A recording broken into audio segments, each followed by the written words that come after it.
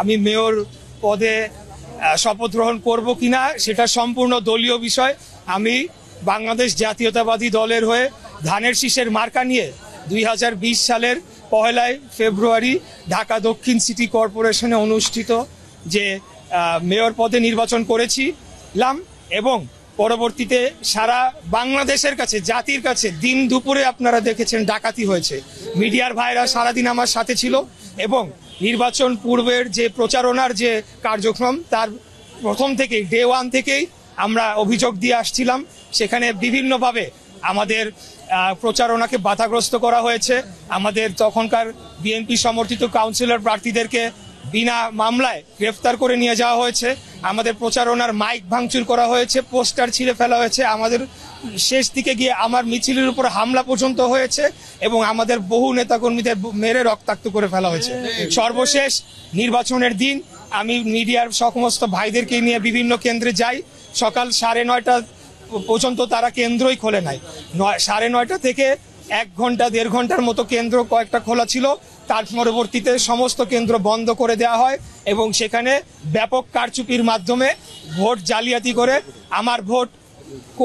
আমার যে ভোট হয়েছিল, আমি যে সংখ্যক ভোট পেয়েছিলাম সেটির থেকে বেশি ভোট দেখানোর জন্য দিনব্যাপী তারা কারচুপি করে। তো সেই বিষয়ে আমরা তখনই মামলা করেছিলাম সমস্ত নথিপত্র প্রমাণাদি দিয়ে, যেটি ইতিমধ্যে আমাদের আইনজীবী যারা রয়েছেন তারা আপনাদের কাছে ক্লিয়ার করেছেন। তো আমি যেটা বলতে চাই যে সবচেয়ে মূল বিষয় হচ্ছে যে আজকে ন্যায় বিচারের আমি পেয়েছি এবং বাংলাদেশে ন্যায় বিচার ফিরে আসুক। জনগণ যে একজন সাধারণ নাগরিক যাতে তার ন্যায় বিচারটি পায়, সেটির ধারাটা যে শুরু হচ্ছে বা শুরু হয়েছে খুনি স্বৈরাচারী ফ্যাসিবাদী হাসিনা সরকারের পতনের পর, সেটির ধারাটা অব্যাহত থাকুক এবং পরবর্তীতে বাংলাদেশে আমরা সর্বস্তরে ন্যায় বিচার প্রতিষ্ঠা করতে পারি। এটি হচ্ছে আমাদের মূল উদ্দেশ্য, মূল লক্ষ্য। আমি অন্য নির্বাচনের বিষয়ে মন্তব্য করব না। ঢাকা দক্ষিণ সিটি কর্পোরেশনে 2020 সালে যে নির্বাচন অনুষ্ঠিত হয়েছিল তার পরবর্তীকালে আমরা নির্বাচনী ট্রাইব্যুনালে দেশের বিদ্যমান আইন অনুযায়ী মামলা করেছি। সেই মামলায় আমরা আদালতে লড়েছি এবং দীর্ঘ আইনি প্রক্রিয়ায় এখানে অনেক জটিলতা তৈরি করে রাখা হয়েছিল। এটা আপনারা ভালো করেই জানেন যে খুনি হাসিনার ভাতিজা খুনি তাপস সে নিজে আদালতে হস্তক্ষেপ করে আমাদের এই মামলার প্রক্রিয়াটিকে বাধাগ্রস্ত করে বন্ধ করে রেখেছিল। পরবর্তীতে 5ই আগস্টের পর আমরা আইনি প্রক্রিয়া অনুসরণ করে আদালতে সমস্ত তথ্য সাক্ষী প্রমাণাদি দিয়ে এবং মামলা লড়ে আমরা জিতে এসেছি। অতীতে রকিব কমিশন ছিল, হুদা কমিশন ছিল এবং সর্বশেষ কি নাম